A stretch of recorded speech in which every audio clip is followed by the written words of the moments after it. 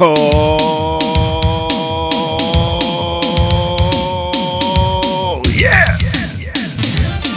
Welcome out. This is the Remix Morning Show. Right here on Black Liberation Media, in case you didn't know. Now, let me give you all that boom bap breakfast like I do, but I have to do it with my crew. And watch as they come through. This is Geechee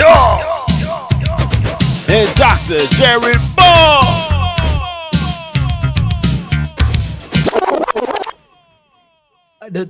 That song just you don't understand that sound, Geechee. Well, I already know you. I'm gonna tell you what that sound made me feel. I feel like Last Dragon.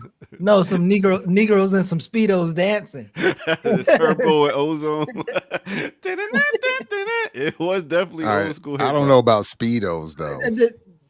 That's the Speedos and with the little headbands on. Breaking. And they look like they would be wherever you are. Yeah, bro. For real. That's what it is, yo. Yeah. What's good, y'all? Coolin', man. Nothing, man. All right. So with our remixes out there, we see y'all stepping up in this piece. Big up, brother Jamil. Assalamu alaikum. What's the next one? Walaikum salam. Walaikum salam. No, that's how you spell that. No, you see on the screen. Oh. You got. I don't know how to pronounce the first Mubarak. Is this a seasonal? Is this a? I was gonna say like when the retrograde men would say, is it woman times? Are you having your woman times? I was thinking like, is this Muslim times? Or is Islam having a Muslim moment? It's the greeting. No, honestly, I don't. Friday prayers. Friday prayers. The Juma. Okay, right on. Okay, yeah. Okay, sorry. All right. Look at that. I learned something new. I learned proper the other day. You've actually never but you never heard about the Juma in all your black nationalists? I just African didn't know travels. I didn't know how to pronounce it. What? Like, down I ain't there never seen it spelled. at the Brown University. The Morris Brown. You know it. Black nationalist travels? No. Hey, I saw what Barrett was talking about Yaku, and y'all didn't really get into it, but I saw like I was doing something while I was watching it. And you was interviewing Barrett, and I think he was saying something. Yeah, I was really honestly, I wanted Barrett to move on from that. I didn't want to. We spoke a little bit privately about that, and yeah, I just felt uncomfortable talking with him about that. I don't really, but, and I'm not even sure how it got there.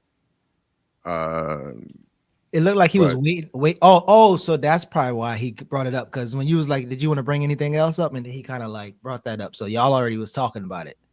That's probably why there were a couple things in our private discussions where that had come up, and I forgot how he got introduced, but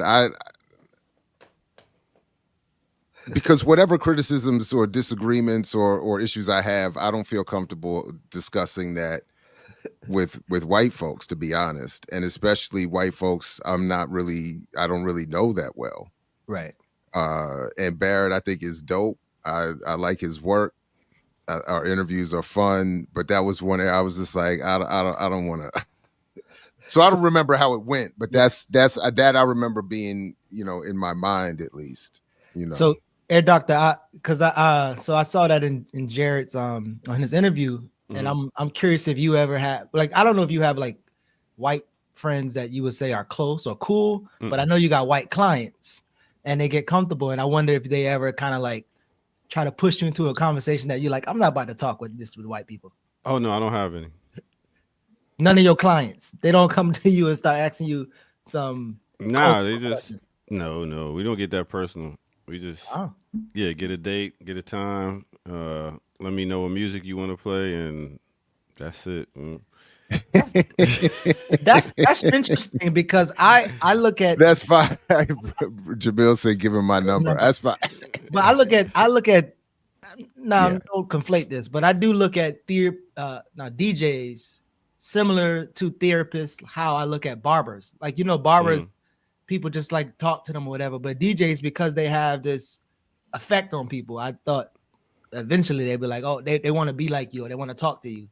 Well, yeah, they don't know how to approach you sometimes, so they just say some random things. Oh, you like this song? It's not nothing deep, no type of the surface. So yeah, they keep it like that. I like to keep it like that. Business. Yeah. No, there are folks who I'm trying to think now. I don't think there's anybody right now, but in my life, there maybe have been one or two people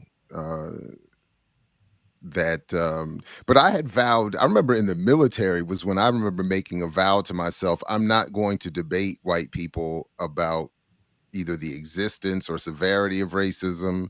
I'm not going to debate white people about even in general, even about some of the internal debates, as I would describe them within Black and African communities.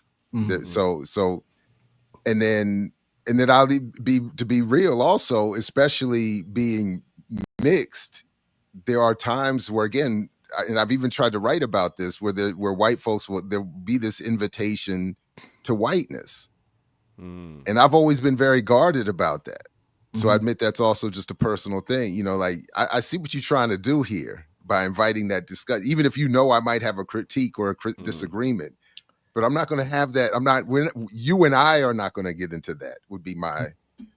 So I'm, so now they were there, and maybe one day Barrett and I, we build to the point where I'm more comfortable and I feel like, it's gotten to a level of trust and respect or whatever. And maybe like, that's my nigga over there. No. What's that little skit when the dude from Crooklyn, he be like, you want to say the N-word, say it. Yeah. So man, me and I had a white homeboy that lived right down the street from where I live today. And we had and back in when NWA and them were coming, we were in the car and we had that moment. How can you not say the name of the group? You know what I mean? But I was like, you can't. That's right. And I was firm with. I was like, we're not doing that. I am never giving passes. I am never co-signing. I don't care how much you like the music. He at one point argued to my face that he was like, I'm blacker than you, like because of the way his whole style and his attitude. And I was like, I was like, that can. I said it will. We had a whole thing. I was like, no matter how much you wear this or act that, you will never be.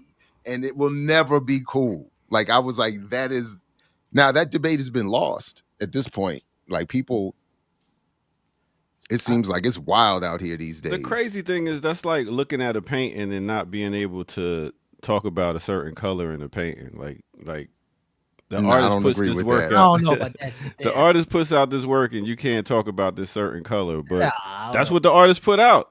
But you know what? That's the game you set up. That's the contradiction that your world created. So it just happened to be. Basically, you're saying you disagree, and I don't know if you saw this, but that battle rap when the white rapper was like, "You say I can't say the N-word," and he said "N," and the dude punched him. Bam! Oh, I remember that. I mean, basically, you saying the dude shouldn't have punched him because he's obviously, as responsible YouTubers and professionals and journalists and educators and DJs, et cetera, and so forth, we don't advocate violence is a solution to problems. We wouldn't advocate. But as Chris Rock once famously said in his OJ joke, I understand. So speaking of NWA came. So I went to college in like Appalachia, Kentucky, the mountains, Eastern Kentucky. You got Harlan County, Whitesburg, not Lecture. So they came there back in the 60s. I mean, not 60s, 80s. 80s or 90s, whatever. So people was familiar with that. But I remember one time I had a wide receiver, a co-wide receiver from Hazard, Kentucky, and he was nice as hell. Like I'm talking about. And me and him used to kick it. He played a guitar. He actually has a group called Sunday Best. He could sing, but he used to play the guitar. I used to be rapping. And then there was this other dude from, I don't remember where he's from. He might be from Kentucky. His name was Bill Don Gerald. Bill Oh Don. wow. That's your So Bill Don Gerald, he like, we up there drinking, we playing the music, rapping, and you could see he's getting that liquid courage. And he eventually he was like, you so what? He said, you know what? You're really cool for a black guy. That nigga had 3 first names. You already knew. But my homeboy went off on him. He was like, what the and he was about to fight him. I was like, nah, it's cool. I understood. I kind of knew his limitations. And so I think being in Eastern Kentucky, like it allowed me to like be a little bit more open to realize that folks just really trying to say something and they stumbling because like most of those people literally, you know, they never seen seen other than TV. You're right. And they just like, damn, man, I've been told all this stuff about black people and now I'm actually meeting one and they're actually cool. Like that's some real shit right there. Yeah. So I get it. Still don't get a pass. And it's still it's still not but I still would not. I also I think I also was like, you know how you think like, well, when we say black people are more athletic, like even Bill Don Gerald, as hillbilly as his ass was, he had hands. I mean, he catching everything wherever you throw it. I'm like, yo. So, but it was just weird. Like, the more I spend I'll admit this too, the more I spend in these science and atheist debates, YouTube streets, I've changed. I've come to a different understanding of that too. That even the athleticism piece is a social construct. That there is no genetic, biological, fundamental difference that could have even occurred over 500 years that would genetically you don't think melanin gives us a little bit of advantage here? What I'm saying is there's no science that discusses that, you know, and you know, the sun maybe. So years ago, I gotta see what he's up. I did an interview with Edward Bruce Bynum, a Black African-centered scientist. He's a poet as well. He's won awards for his poetry as well. And one of the things I remember that he breaks down, and I read one of his books too, but one of the few things I really remember is that he talks about one of the things that has become confused in popular discussion is the melanin that everyone has internally in their, I want to just say brain. There's a better scientific explanation.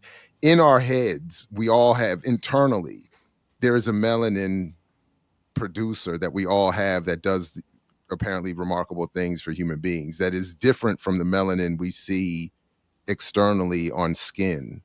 So when people praise melanin for the science and what it does for opening up, you know, the third eye and spirit, all of these things, it's something that all human beings actually have. And it's not the external epidermis melanin that, again, apparently science says there's no evidence that there's. And even Chekanta Diop wrote about that genetically Africans in West Africa have more in common genetically with Europeans in Scandinavia than they do with other Africans on the continent. So, you know, I think it's more complicated than there's something in the, you know, because I've even been in spaces where I've been told, like I've had, you know, wonderful dark complected Africans really do believe that the darker you are, like the sweeter the berry, the darker the berry, sweeter the juice. They took that to mean like there's a literal, I'm a better human being, like I'm a superhuman being genetically. And I'm like, all right, I'm not gonna, but I don't think there's, anyway, I don't think. So why would it be higher in one than the other? What do you mean? If it's not like higher melanin be higher in blacks than it is whites, if it's not something that goes back genetically hundreds of thousands of years into the evolution of human beings in different regions of the world. Being in the sun more. essentially. And so that's why, in part, why I'm saying that even with this idea that there was breeding during enslavement here in the US or elsewhere, that even the attempt to breed a superior enslaved African over hundreds of years is not going to be enough to genetically, it's not going to work the way people think to create this genetically, athletically superior human. What I think has been more likely to be the case is that the social construct put an importance on athleticism in the Black community for survival and advance and opportunity in ways that whites have not had to feel like they've had to develop theirs, and and it goes from there. Like whites ain't had to run from police, so we quicker run. Well, I would say more like, I mean, maybe that's funny, but I would say more like, it's probably more like whites felt like, I don't have to be a basketball star because I can be a doctor and a lawyer, or I can just inherit money. I can make Black people work for me, so I don't have to do anything, and I think that's where that's more. And then as more people are allowed to play a sport, obviously, if you let Black people in, there's going to be a pool of athletes to come into the sport and be better. So the only advantage we got is possibly the skin cancer thing when it comes to melanin.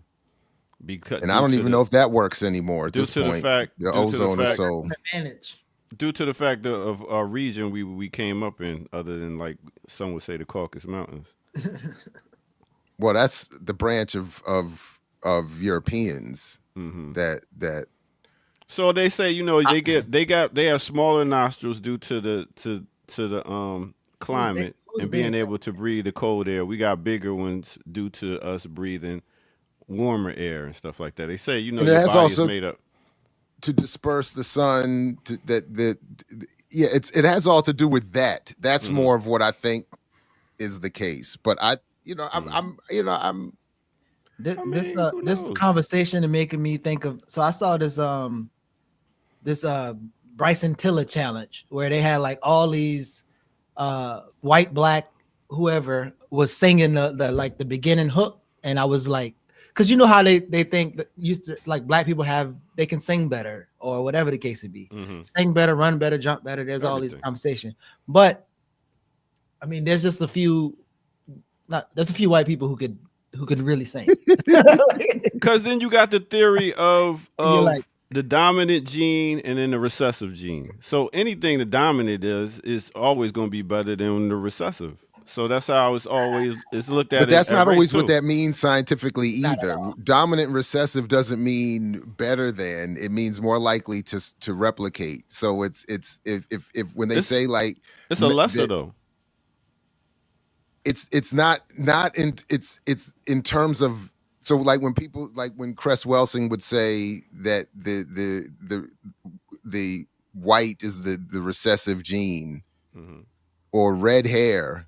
Ooh, for instance, one of the reasons I'm so pale is because my mother is a redhead, so that's even more recessive. But it means in terms of melanin productivity. It doesn't mean quality of a human being. It doesn't mean anything about their personality or their capability athletically or anything other than the ability to produce melanin at the level of the epidermis or whatever. Judge those vocals off of vocals, Air Doctor. Don't look at the skin color. Well, see, like Adele? No, not. I'm talking about in the link I just sent. I just sent this link. The Bryson Tiller Riff Challenge. Bryson Tiller Riff Challenge. And it's just coffee, just black coffee to be specific. A good dark roast. Black coffee, no sugar, no cream. So, that's the girl down on my team. So that you don't like that song neither? Black coffee, no sugar, no cream. I used to love that song. I don't hate LL as an artist. He's just, I don't think as spectacular as that's he would Heavy like. D. That wasn't LL? No, that's Heavy D. Oh, yeah, Heavy D. Oh, even better. Then then I like the song. LL was on the song though, maybe. Wasn't he on that? Yeah, I think he was on the song. No. Didn't he do a? Anyway, play the riff challenge, Air Doctor. All right, Heavy D had hits though. Play the riff challenge. All right, here we go. You gotta start with her. I think she might be. That shit.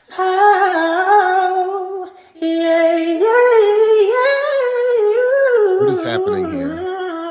All right, I'm done. Hey, listen to the black lady.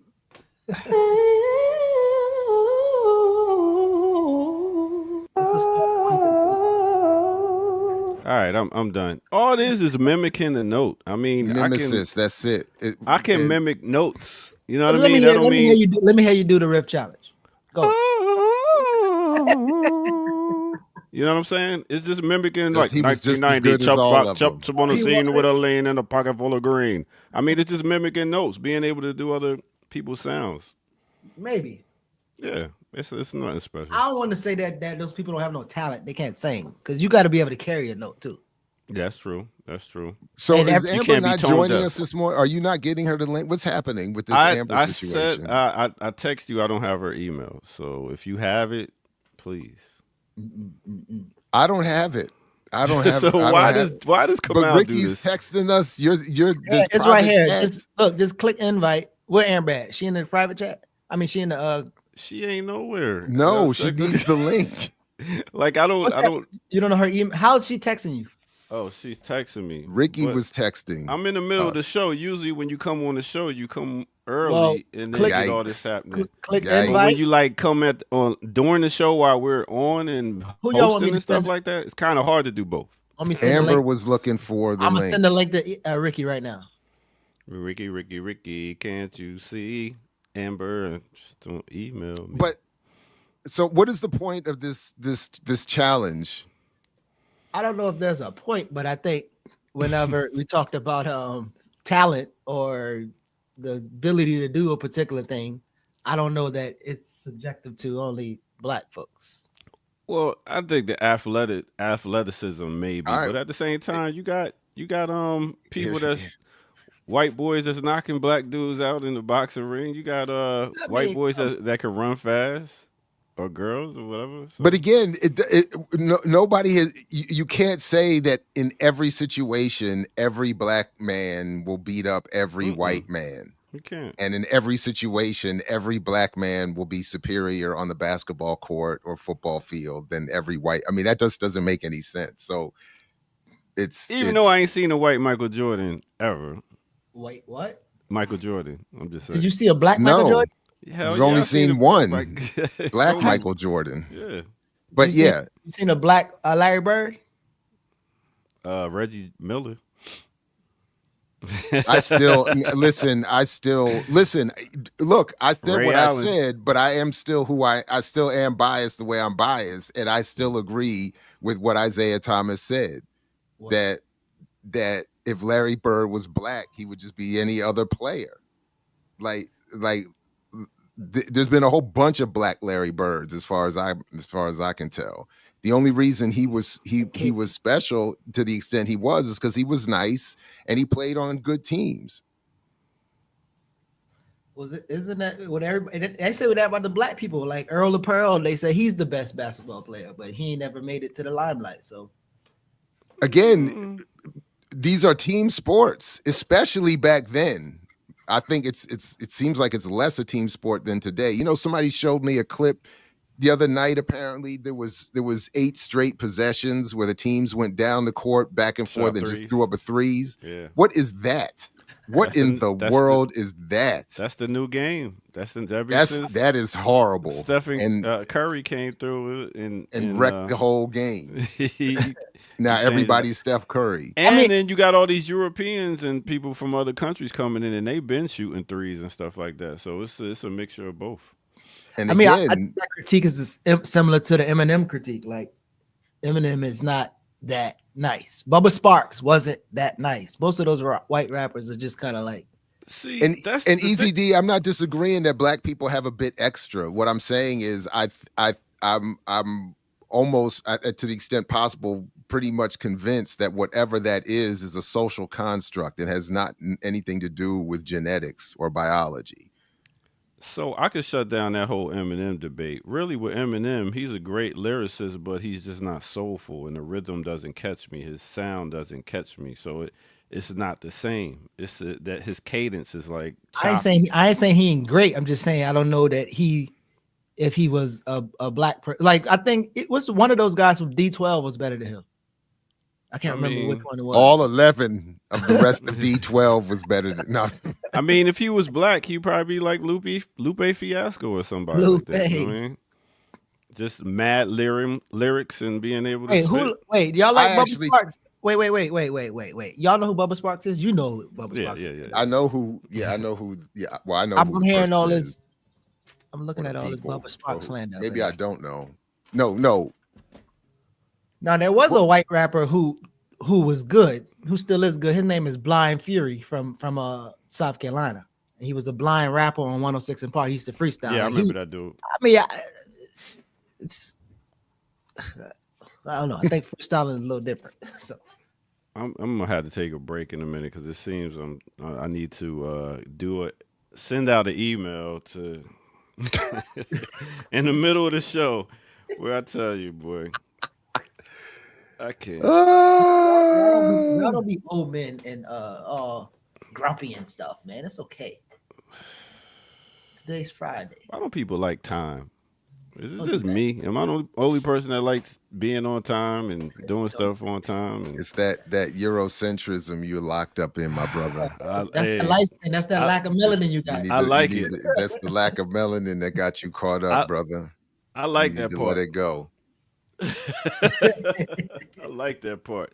It keeps shit on a playing field that I can fuck with. That means because you when you come late to a place, you feel like you got less power. When you're there before the time, then you sitting back. Ooh, you're comfortable. You got your shit together. You're ready to be like bam, bam, bam. But when you running in, you got to get your shit together. It's a difference. Yeah. So continue talking as I get this email sent out, please. Mm-mm-mm. So look, yeah, we was talking about it backstage. I don't know.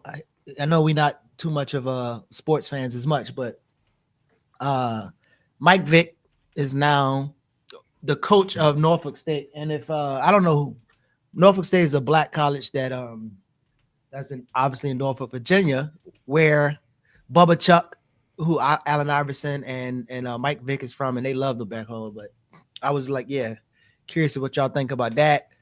Um, I am. First of all, shout out to Norfolk State, where young Jared did some growing up in while in the Navy. oh Salute yeah, to Norfolk State. Um, and Norfolk, Virginia. you used to be in Vibe Beach tearing it up. No, I was not tearing any. No, I was quietly passing through as uh uh a young, evolving, retrograde, soon to be man. Uh, so And yeah. young But I Geechee got was there the out there. year after the infamous Virginia Beach quote unquote riots, Oh, and the tension was still palpable. So the race lines, and again, the real whites were out, as I described it. The real whites were out. You know, um, the pickup truck, Confederate flag will actually fight you whites. We're still out there. what year was Uh, that? for me, it was 1990 by the time I got there. But in Okay, '89, there was a big race issue. I got there in 2002. My Yeah. first college. And you didn't hear about me? No, I'm just Nah, playing. You didn't hear about me. nah. So Bob Beach was a trip, bro. Them in ECU, like so. I was in Murfreesboro, North Carolina. So you either go up to Bob Beach or you go close to ECU, where they have all the college parties, and them white people are crazy. yeah, I didn't do college parties, but there were a lot of bars, a lot of uh, uh, blurry hotel rooms. Uh oh, Yeah. I don't want to know about them. Yeah, I don't either, to be honest. I want them to stay blurry. Stories Stay with faded. Jared. We got more of them. Tune in to Oh, Patreon. They got the superstar in the building. Let's get it. Oh, we gonna do it. Superstar. All right, let's give Big it up up for entrance. Amber. Don't try to start that bullshit now because I was over here 30 minutes early and none of you light-skinned motherfuckers sent me the link. Straight up, light-skinned motherfucker. Excuse I had to me. call Kamal ass on a farm. Wait, don't bring up Excuse another me. light-skinned brother. You gotta stay with Excuse me. Let's bring this energy.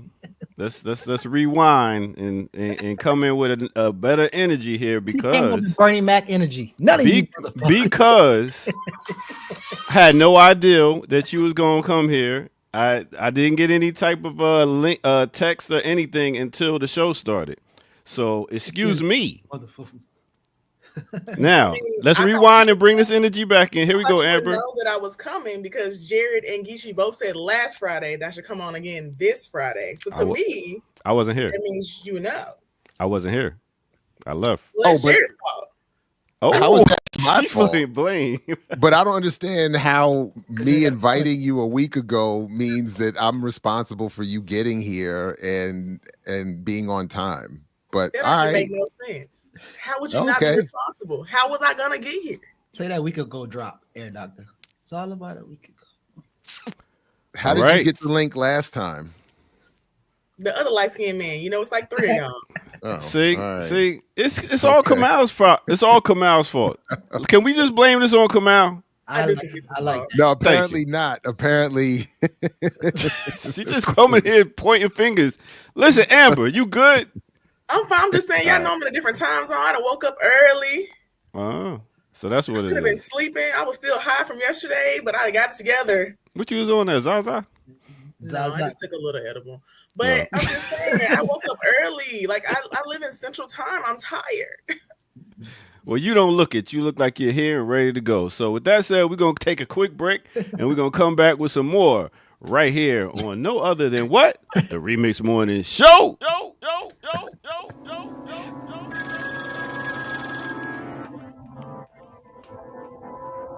Yeah, y'all. Welcome out. This is the Remix Morning Show. Hit that like button, subscribe if you're new to the channel, and let's get this remix on the remix going. You know how we do.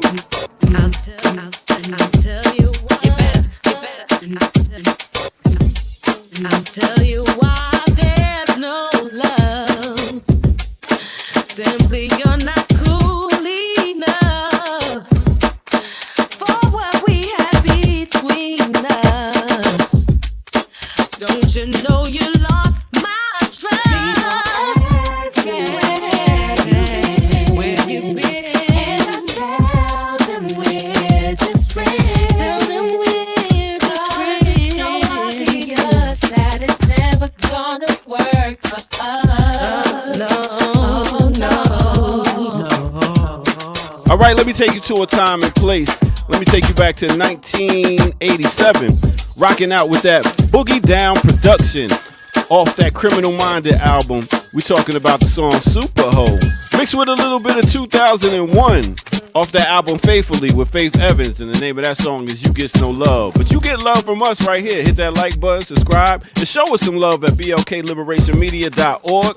And donate, share, and let people know you care. All right, with that said, let's get back to the Remix Morning crew. You know how we do. Whatever you could do or say inside a bed, Scholar Rock has done and most likely said he doesn't argue with a girl, cause yes, he has others. All right. Air Doctor, give me your top 3 R&B sisters. Top R&B sisters. Is Faith in there? Is Faith in there? No, Faith's not in there. No. Faith Evans? Wait, I'm just asking. He asked me. In your top of all time? I was just asking. But y'all ain't gotta don't do Faith like that. That's disrespectful. But no, you have no disrespect to Faith. That's not disrespect to Faith. But you see how she would even be like, you're asking if I'm in your top 5 of all time? Top 20. She got top 20. Like of all time? Like no Aretha, Air Doctor first, then we go to Amber. And then Jared. Oh man, R&B singers of all time. And they don't have to be popular either. Just like Lettucey. Singers. I go ahead with Aretha, and then last but not least, I'll just throw in Jasmine Sullivan. How about that? Lettucey is interesting. Amber, Very. She can sing her ass off too. She can sing like sing. She made me mad in Baltimore, but go ahead. All right. Why did she make you mad in Baltimore? In DC. Because I think she tried to cover Donnie Hathaway. I just don't understand that. Like that wasn't like let Layla do that shit, not you. But go ahead. I'm sorry. Why can't, well, it depends how you do it. I wouldn't say she can't do it. What, Lettucey should be able to do it. Yeah, Lettucey's a beast, yo. My top 3 women, probably Jasmine Sullivan, Victoria Monet. That's kind of new right there. Y'all gonna laugh, but Yolanda Adams. Oh wow. Yolanda. All right, so we're gonna continue with the show now. Oh wow. Yolanda ain't even better than Lisa Page Brooks. I just want to say she was singing gospel R&B. I said, you want to make love to Jesus. She needs to chill out. Not even over man. Sheesh. Hey, I seen BB Winans lately. He looked like he ain't playing. He been working out. Yeah, he would be done put some. I didn't even know that BB and CC wasn't married until I was older. They was doing brothers and sisters. Are you They serious? was doing way too much in their young age. I said, all right now, you need to chill out. We definitely think y'all are lovers. And that older brother. They had that Donnie and Marie Osmond. Who you got, Jared? Damn it, I gotta put Jill in there too. Jill Scott. Go ahead. Oh man, there's so many. First of all, I put Tiffany Scott of the Mighty Mama's Biscuits up there. And that That man canceling people. You ain't even have to think, bro. Like, Tiffany who? you said they don't even have to be famous. That's what I'm you saying. You literally said that out your face. Yes, they have to be famous. And yeah, she is better than, I don't know about some of the youngins that were named, but she's better than I don't think she's better than Victoria Monet. I ain't even heard the girl sing. I don't think she's better than Victoria Monet. I haven't heard Victoria Monet sing. I'd have so to when hear I that. think about my top 3, I'm really thinking about the pen, not just the vocals. Like Victoria Monet's pen, it's hot. Because then you got to put Nina Simone in there if you're talking about criteria. The pen. Because if we talk about singing, entertaining, the pen, it's different parts. You know what I'm saying? So, but again, yes, but Nina Simone would be ahead of Faith Evans. Yes. Definitely. Tiffany Scott would be. Jill Scott, of course. I would put she Erica. took herself off the screen. You could take yourself off the screen. We having problems over here. What happened? Oh, so she had to take a break. I seen it. Oh boy. So I'm good. She gonna have to work with me on production here, man. You can't just. So I'm. But yeah, there's a whole list. I mean, it is. I mean, Sade. I saw somebody say. I didn't take myself off the screen because you said that my dog. Y'all couldn't see my dog was right here, literally hitting me to let him out. Oh, okay. Whitney Houston. Somebody said that you wouldn't put Whitney Houston in front of Faith Evans. No, I didn't say that, but not my top 3 though. That's not my top 3. I mean, in terms of talent, Whitney is crazy. I mean, if you could Shaka put Khan, Jasmine in front of Whitney, and I don't know. Jasmine is. You put Jasmine Sullivan in front of Whitney. I have to listen. I don't know because she got more range than Whitney. I mean, obviously Whitney is more famous and whatever, but yeah, I got. Well, then Mariah Carey. In terms of Is range. it true that she's black? Oh my God! Where's my I'm so serious. Well, as the arbiter and the decider of all blackness, let me step up to and step into this arena. Okay. I always thought that from the very first time I saw that very first video, Jasmine don't got more range too. I agree with Ricky. I ain't gonna say that. I thought that she had, as we used to say, a log in the woodpile somewhere. And I thought that she was saying that she was at least mixed to some extent. Her dad is black. Robin C. said her dad is black. There it is. I got Layla Hathaway in my top 3. Nina Simone. Yes. Okay, Nina Simone. Top 3, Layla Hathaway. Let them have it, Jared. Go ahead. Continue. Come on, bro. Y'all sleeping of on all Layla. time. And it's probably because of Daddy birthday. That's probably. But anyway, so Layla, Nina, I don't know. I actually was struggling. I was trying to figure out who I was gonna put up in there. I work with Donnie Hathaway's daughter. She cool. Really? She's it. All right, Are you going to expand on that? Is it a story we get? Donita, she just cool. My story is that I didn't realize she was Donnie Hathaway's daughter, and she was randomly talking about something about him one day, and I was like, "Oh, I love Donnie Hathaway." She was like, "Oh yeah, because he's my dad." I said, "Huh?" She said, "My name is Donita." I said, "Oh wow, that's crazy." Hey, wow. I know Erica make our run sheet. Can y'all block her? How y'all block her?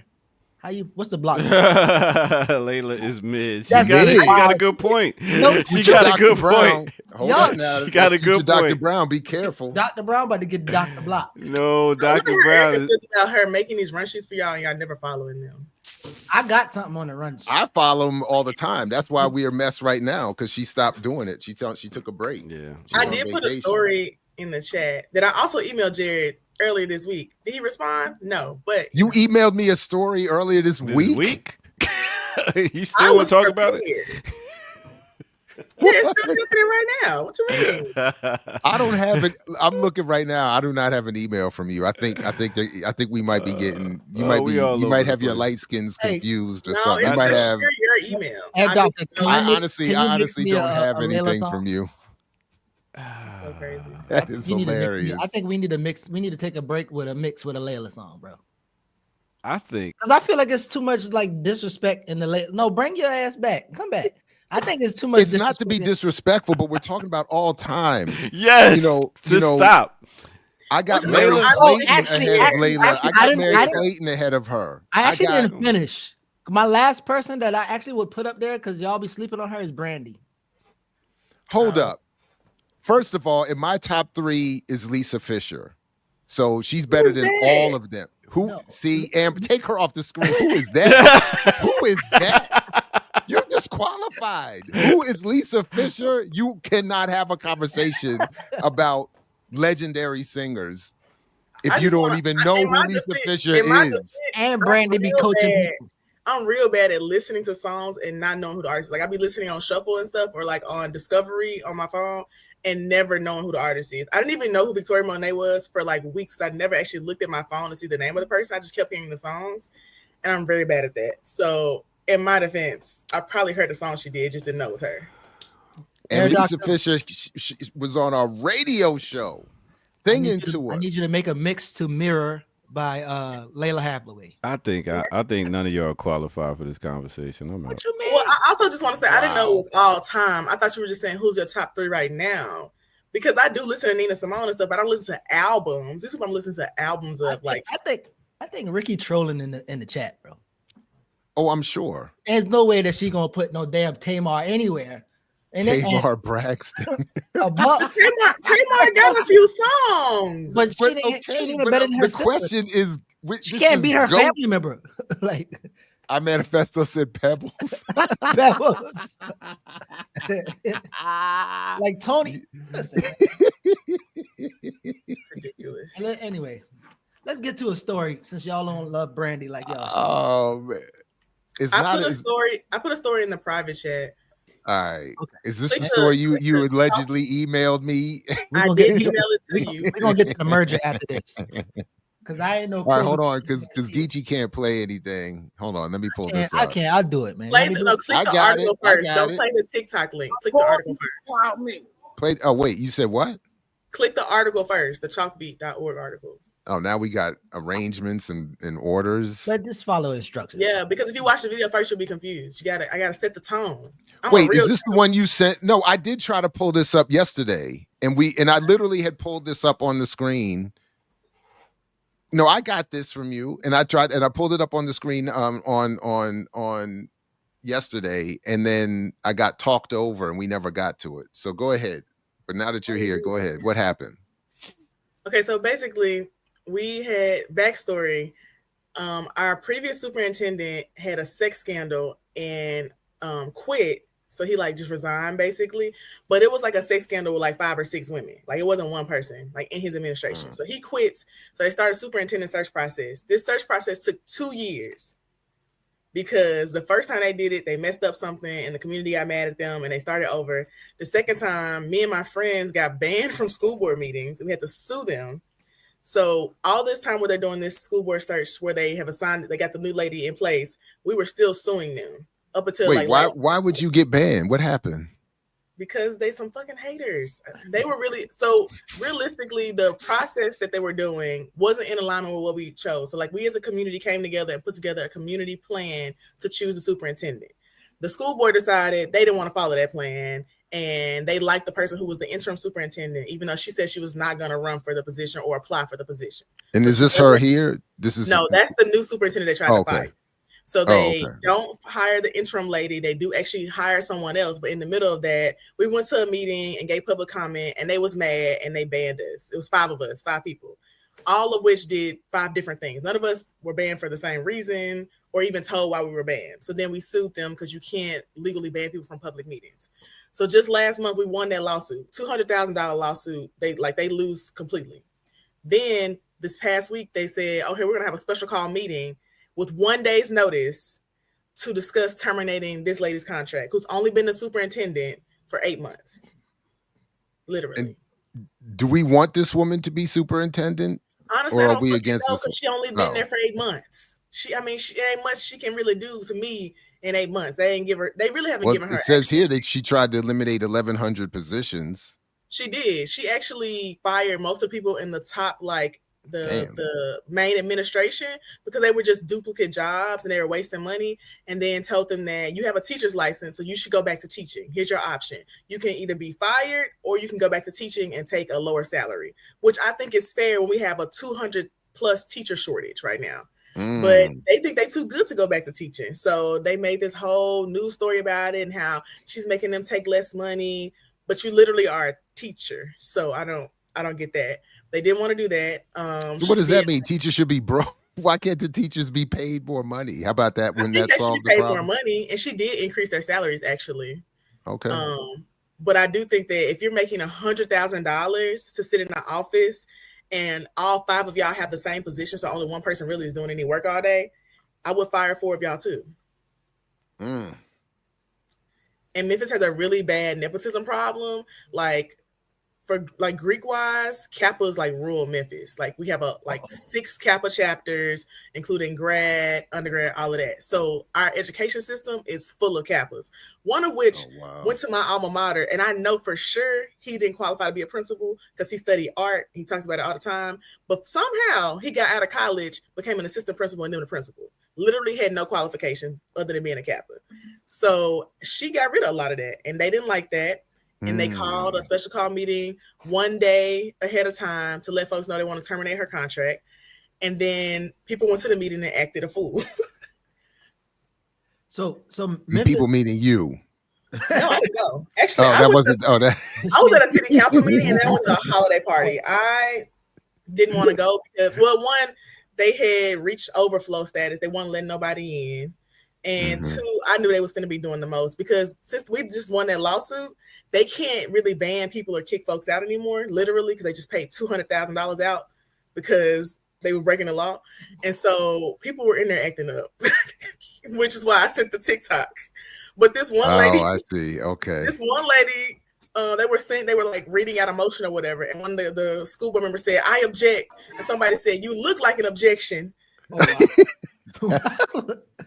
So, right. so wait. Oh, go ahead. So real quick, which I look. So Memphis is like 72% black, and then the 64% black. So it went down. So, but what? So, is it? Tell me more about, I guess, the politics in Memphis, and if you feel like it's comparable to other majority black cities like Atlanta. Or I think it's kind of comparable when you consider the school system and stuff. But also, our school system is like one of the top 40 largest school systems in the U.S. So it's a big deal of being superintendent, which is why we were such a stickler about the process. Okay. And the biggest issue here is that they want to remove this lady who's only been superintendent for 8 months. We would have to pay her over $1 million. That means we would have had to pay almost close to $2 million at the end of this because the previous superintendent is also still getting paid. He got a huge payout when he resigned of like $800,000 plus dollars. So my tax dollars going to pay off 2 superintendents because the board just don't like her is dumb. No, I'm not based in Philly. That's crazy. I think I sound like a Philly John. Oh my God. You kept saying so much about uh Jill Scott. That's what they was thinking. Oh, I just like her as a singer. I mean, I do like so Baltimore CEO. That's actually when I first got in Baltimore City Schools through Dr. Thornton, who just passed away. But it seemed like their CEO superintendents were pretty big in that city. But I don't know if they have as much power as. I think Memphis politics is also different because like it's very hard for someone from the outside to come in. Like if you're not from Memphis, they do treat you different. And the biggest thing I've seen is that the school board doesn't. Most of the school board members just don't like her. Like she's not the nicest person. She rude. And I mean, I think that she should be nicer, true, but she hasn't done anything to warrant being removed. And that was the biggest issue is that like basically their personal reasons for not liking her was why they wanted to terminate her contract. And it wasn't a good look for them. Like you're gonna pay out way too much money to this lady. And even during the meeting, when people were like making public comment or like yelling something out, and the lady was like, "We're gonna kick y'all out the meeting. We'll take another lawsuit." I said, "Girl, fuck you." Yes. You don't have another 200, 400K to pay out. Let's be serious here. And the chair of the board looked like an idiot because her bra straps was out the whole time. She looked like that picture of that girl sitting on the bed when she was like this, like she can't take no more. She couldn't pronounce the word superintendent. She couldn't read the resolution she wrote. I said, why is she the chair? She can't read. She literally was reading off a sheet of paper and was mispronouncing every other word. Not the You bra. just don't read, beloved. Don't do that. Don't do that. Hey, so where we playing? How much of the clip we playing? Y'all can play like how much you want. It's like a 4-minute clip, though. But it's Did you pull it up? No. Yeah, it's a super cut of all of the comments, basically. Not 4 minutes. A board member called me. Somebody say get over it. Stop gaslighting. Oh, that hairstyle is good.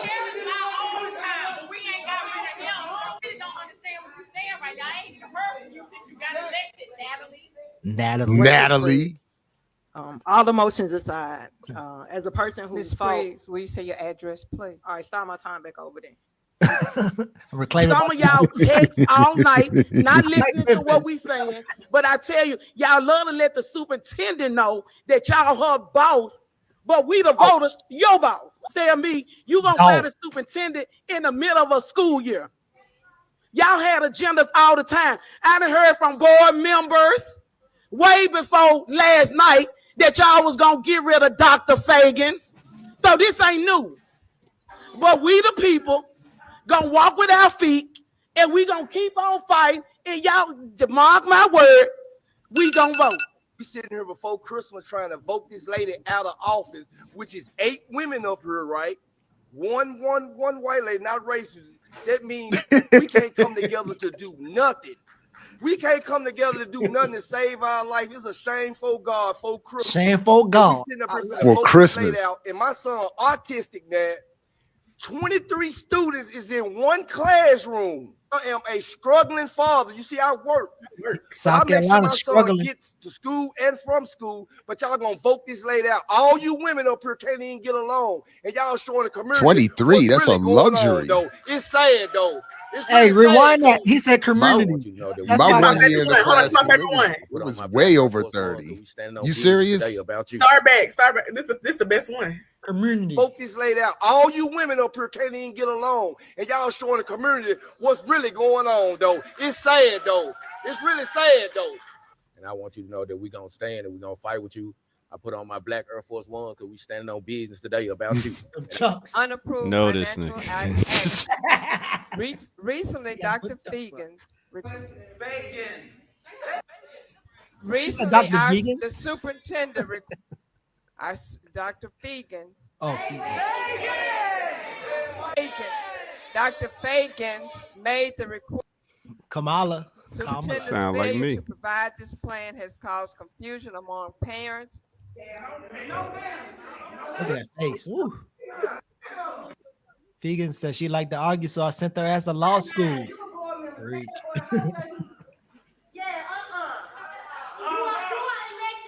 As a board, this new superintendent, we say 8 months.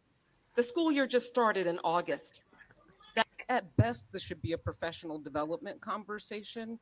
And to go straight to a conversation around termination, like my colleague McKissick, I found out when you all found out that we have a public meeting. I was not. That's the white woman, everybody, not This does racist. not have my support.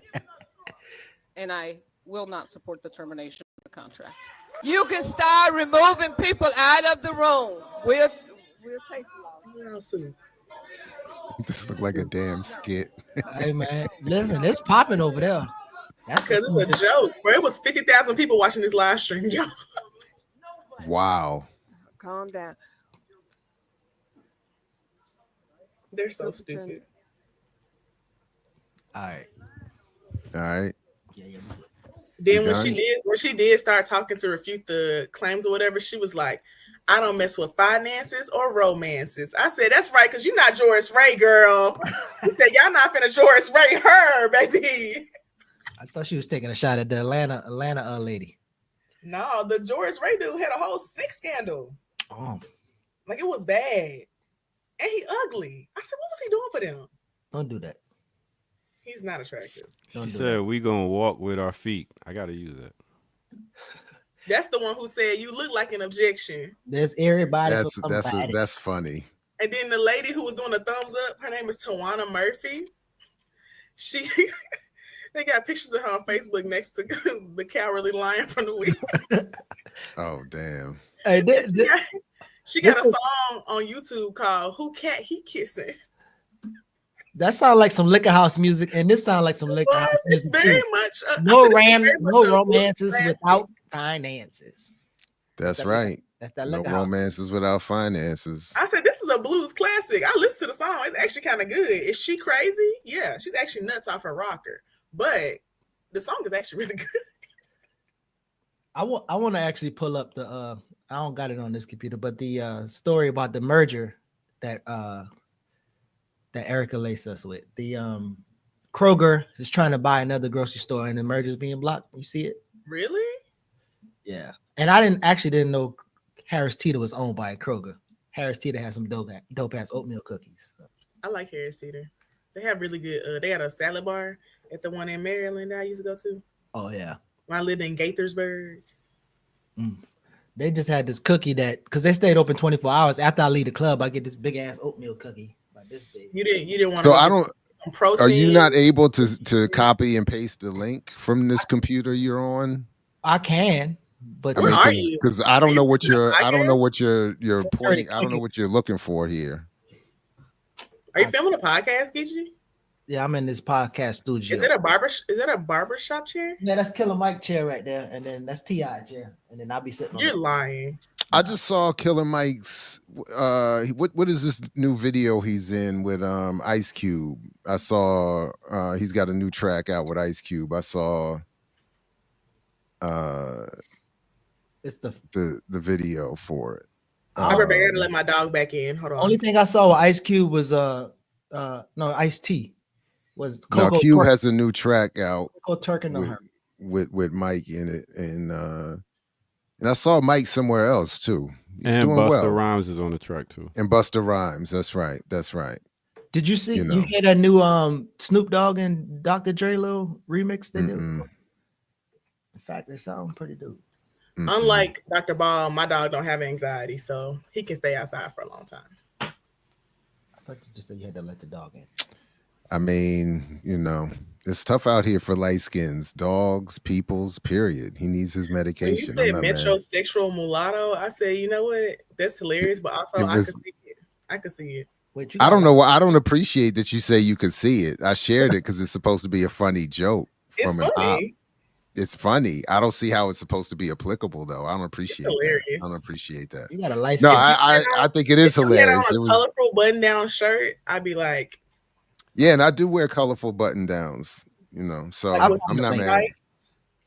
Oh, I don't have stripes. I'm generally a solid earth tone person, but I'll do a bright color every once in a while. Green, a little defying gravity. Oh no, I don't have any defying gravity colors. I do have some salmon. I would call it pink, but allegedly it's salmon. Salmon is very light skinned to you. Yeah, and I have some light blue. Did they say it would be a monopoly, Geechee, if they merged? I think that's obviously that's always the argument. I think that's actually why I wanted to talk about it too. So the federal judges blocks the largest supermarket merger in history.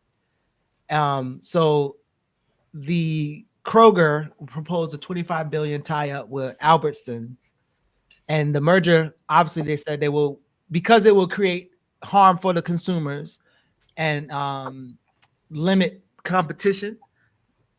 They say that they want to block this merger. And I was just looking into it again. I didn't know that Kroger's actually owned Harris Teeters, but between the two, they both own a dozen grocery store chains, including Safeway, Vons, Harris Teeter, and Fred Meyer's. But yeah, I think about capitalism, and I've been having like mad conversations with people around capitalism lately. I don't know why, and economics just in general. But when you think about like a merger and the monopolizing of businesses, wouldn't you say, Jared? I also asked you this, that monopolies are inherent to capitalism, even though like I guess corporate owned economists would say no, because you need heavy regulations to stop monopolies. But wouldn't you say like the accumulation of capital would make sense, or getting monopoly or gaining monopolies would literally be the objective of a capitalist? Like they want to be able to. I mean, that's what they that's what they say. So I'm not, to the extent this is, I don't. Do you think monopolies aren't a real thing? No, what I'm saying is, no, I'm saying is, oh. No, I think they are. I think that's what's I think that's what happens, but it seems like there's this argument. So I even remember, because I used to work for Sprint, and I remember them blocking T-Mobile or Sprint from buying T-Mobile. But then when I left the country, I put my phone back up and realized now I'm a T-Mobile customer. So they always merging and they always buying up each other. Big bank took little bank. But I think that's inherent to capitalism. And then when there's an argument like, oh, the government is going to put these regulations so they don't monopolize, and I'm like, that's literally, to me, what I think capitalism is, which most people don't understand. But yeah, I do think that it shouldn't be federal governments deciding about monopolies. I do think it should be like communities. Like one thing that I've noticed a lot here, like in our city council meetings, communities really do show up when they don't want something. Like they don't want another gas station or don't want another certain type of store. And I feel like if they're okay with it, then you should let them have that. If not, if people are showing up saying they don't want it, then don't do it. But I don't think that federal judges or government should decide that. Mm-hmm. So Jerry, again, so concentration of economic power creates concentrated political power, aligning, this is what they're saying, why not monopolies, allowing giant corporations to invest growing sums of money into influencing our government and tilting laws and rules in their favor at our expense. And you're like, isn't that already happening? And yeah, that's what they all fought for. That's what they had the Supreme Court case for. Yeah. To allow corporations legal personhood and to invest in elections as much as they want. Citizens United, right? Right. And doesn't that mean we're not in a democracy because that's already happening? The Princeton study in 2014 concluded objectively that this is an oligopoly, or an oligarchy rather, because democracy does not exist. The private elite interests rule out no matter what. And so my issue is, I think for the most part, I don't have a problem with the idea of monopoly. In fact, I want nationalization. My issue is with the outcome of what's produced. So if I don't think I'm not interested in this fake competition that's alleged to exist in a free market society, where any number of people can enter the ability to produce. I'm not interested in that. I'm interested in how good is the product, how can it be distributed, and the wealth that is produced, however that's defined, gets redistributed. So that's. But my point is, again, it's been a while, and maybe I'm not up on the last generations of business biographies and whatever, and elite statements or whatever. But going back to John D. Rockefeller, who said competition is a sin, like they don't want competition. They want to dominate a market. That Predators Ball, Carl Icahn, and all of them, who I think is still around, like he's still doing work. Like they want to buy up everything. They want to own every single thing. And to the extent there's competition, it's just because they haven't wiped out everybody who they compete with, but they're trying to. So, again, I don't care about that. What is the best way to produce for the most would be my question. And then I do want to comment on something somebody said in the chat about what you posted on here about community control, and then someone else said, isn't that just another way to say socialism? Would you say that solidarity economy and solidarity economy practices are just the same as socialism? I think it's preparing for post-capitalism. Yeah, I don't think that solidarity economy as a practice is the same as socialism. I do think it prepares you to be like anti-capitalist, but I specifically believe in solidarity economy and like creating, self-sustaining communities that are making decisions for themselves that aren't dependent on someone else, which is what I was talking about.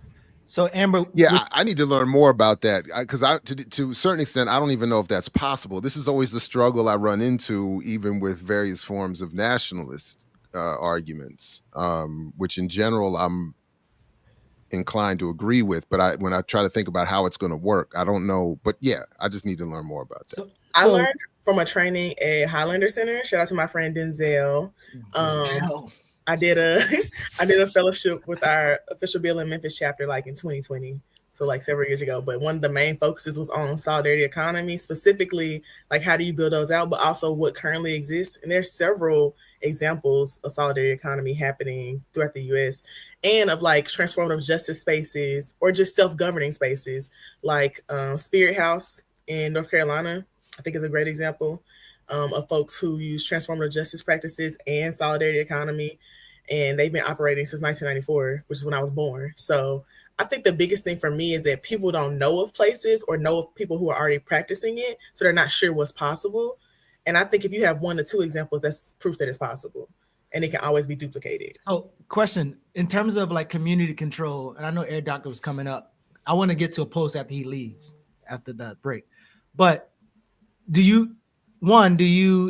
Amber, do you have experience, or in Memphis, do y'all have like a community benefits agreement where these corporations come in and then the community be like, oh, this is how we want to benefit from it? Do you think that's like a step to exercising community control or preparing people for what community control would look like? Or what I want to say, it would incite people to fight, right? So if you create a community benefits agreement, you'll realize that corporations don't give a fuck about you, and it will kind of heighten the struggle. So I wonder if what do you think is a step to community control of those outcomes of those mergers or whatever? Well, to answer your question, we don't have a community benefits agreement. They are one of the organizing groups here has been working with this community that's like right outside of Memphis in Haywood County, where they're building this huge Ford plant, basically where because they're building this huge Ford plant that's going to hire all these people, it's like outpriced and overpriced all the housing and land around them. So they're trying to get a community benefits agreement with Ford, and they've been working on that for like a year. And I told them that y'all ain't pressing it enough. I mean, it ain't enough actions happening for me. But I mean, they've been working on that with that community for a while. Here in Memphis, although we don't have CBAs, I do think that I have seen community power around not wanting certain things. Because we do have a land use control board and a planning development department, and our city council votes on like passing things. Prime example is there was some land in North Memphis, which is like a impoverished neighborhood here, and a company wanted to come in and build a sawmill and biochemical like warehouse building. And the community did not want it. So they went full force at our city council meetings to get them to deny the contract. And eventually they just end up pulling the contract. But I've seen that happen lots of times, like where people show up to the council meetings or they show up at the city council events or whatever to push back against them voting for something, and usually they throw it out. I haven't seen many instances where they still have passed it other than like a gas station one time. But like the really, really bad things, they usually vote it down. Okay, that's better than the dictatorship at Hickory Ridge over there, man. Jared is just iron fist. I do think that you have to have some consistent organizing around stuff like that. And even like when you consider the school board meetings, like their public comment period is only 30 minutes. That's all that they allow for. And that is the only governmental body here that only allows for 30 minutes. And that last meeting, they did an hour so that all 57 people could speak for 1 minute. But even that, I feel like was insane because people use the public comment period to, voice their concern about an issue. So if we're all coming for one thing and you only give me 1 minute and you only allow 30 minutes for the public comment period, but our school board is the only one who does that. So I think it's successful at city council because it is unlimited time. And so you really can like storm a meeting. There was some white on white crime this week that was really, really great. Some people in a suburbs want to build 2 gates to close down some streets so that niggas can't come in because there's a public park. And they said it's because they need safer pedestrian walkways because cars are speeding down the street. But the lady who presented for them to present the closing of the gates said, yeah, and we'll have these gates here and these cameras so that people who don't belong here aren't able to get in. And I said, oh, who don't belong there on a public street? And that's how they lost because her dumb ass let the racism come out. Because if they were going good with the pedestrian walkway part and, they had these slow for children signs they was holding up until she got out there and said that on a majority black city council with 2 white people. And the white guy, one of the white guys on the council was like, I've known her for 30 years. She just misspoke. I said, she did not misspeak. She said it twice. She said, we'll have cameras so that folks who don't belong here will know whether or not they belong here or not, or why they're here. Speaking of misspeaking, Air Doctor, come on up. Keep them out. Keep them out. Keep them out. Hey, with the whole Kroger thing, I'm not big on this whole merge. I went to Kroger the other day and got an avocado that didn't have a seed in it. What? Yes, an avocado that did not have a seed in it. And I was like, this is too much. Because like I go to Kroger to get like frozen stuff because it's cheaper, but then I go to like the farmer's market to get vegetables and fruit. Wait, which Kroger you went to? I hope you wasn't over here in Cleveland. Nah, this was on Riverdale 85. Oh, that's why you ain't got no seed over there, bro. Yeah, so I was like, yeah, if they're gonna be making food like this, I don't want them merging with nothing. So, but the issue is, and I did, in this slow motion breakdown of socialist reconstruction book, when they do their chapter on agriculture, chapter 5, they talk about the consolidated ownership of the food industry from farm to table. Mm-hmm. So it's beyond just this merger is already the issue of really only 5 companies pretty much determine all the food that everybody eats in this country. And if it's being done on the benefit of extracting as much profit as possible, as opposed to producing the most healthy food for as many people as possible. And that's why I don't think we need free market competition is not going to assure the mythology around free market capitalism is not going to assure us the competition that brings us good food, the mythology of high quality at affordable prices because they're competing.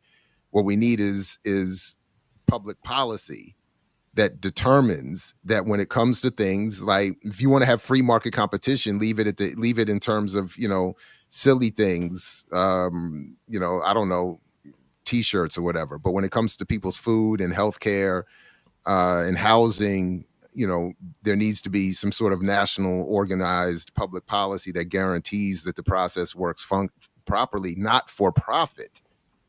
And that's where, that's yeah. And that's where, yeah. So yeah, I'll just say like most of y'all have a farm to table garden here and have been practicing like some co-op and sustainability stuff here in Memphis. And I know a lot of other places who do it too. I do think that farm to table can be expanded, but it does have to start small to like have good products like that are, that you can actually eat. I don't believe in like mass garden.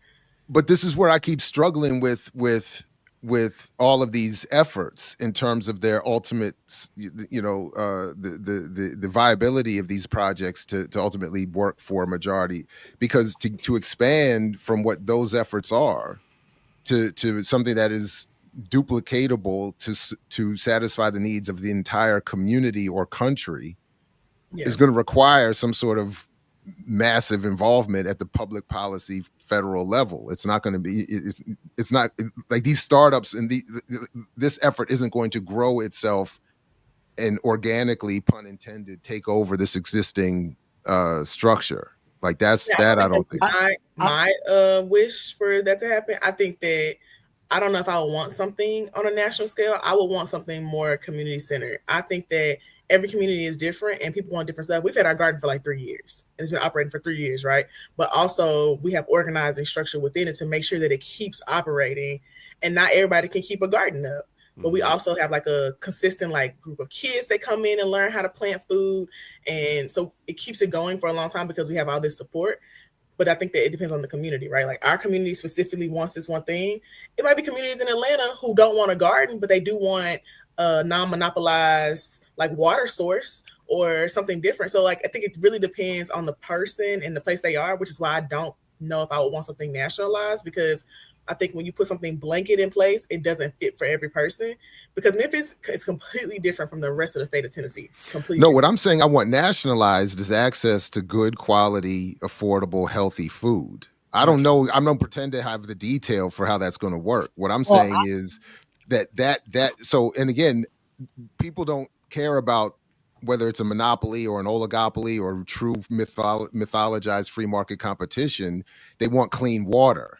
Right. I want clean water. And ultimately, if what I think would work best is if the federal government was to just nationalize the process and say, here are the national standards, here's the federal investment. We're not leaving this up so that Pepsi can compete with Coke to bottle water to charge us more and privatize, public sewers, water systems, so that, like that all has to be taken out. How we get there, I really don't know. Well, I think the possible way. So I was reading something, and I think the U.S. production of food is like 120-something%. So they have enough to feed people plus another 20%, but then 13% of the population is food insecure. Mm-hmm. So it's not that we're not producing enough food or we don't have enough. We're hoarding resources. So I think that could be fixed tomorrow if you want to be 100. I mean, they don't give a fuck about us. Let's keep it 100. They corporations like remix. They like get them in, get them out. Most of these motherfuckers gonna die from cancer anyway. So let's just go ahead and give them what we gonna give them, and get them out of here so we can just keep. I mean, come on, man. They don't give a fuck about I did want to highlight something that Zero PE said in the chat about when I was talking about city council meetings. They were like, it sounds like something that the Black Nashville Assembly does there in Nashville. And they do. And those are my friends. And they have these city council dinners where they like explain city council meetings. And I just want to highlight that in Tennessee, Memphis, our org, and Black Nashville Assembly were the only ones to get budget allotments specifically around youth from our moral budget projects, $1 million each. No one else has gotten those. And that was the largest that we've ever gotten in Memphis. And that was mainly from the organizing we did around city council meetings. So I definitely suggest people like look into doing that where they live. All right. Well, with us living and moving forward, we're going to take a quick break and we're going to come right back with some more right here on the Remix Morning Show. Yeah, right.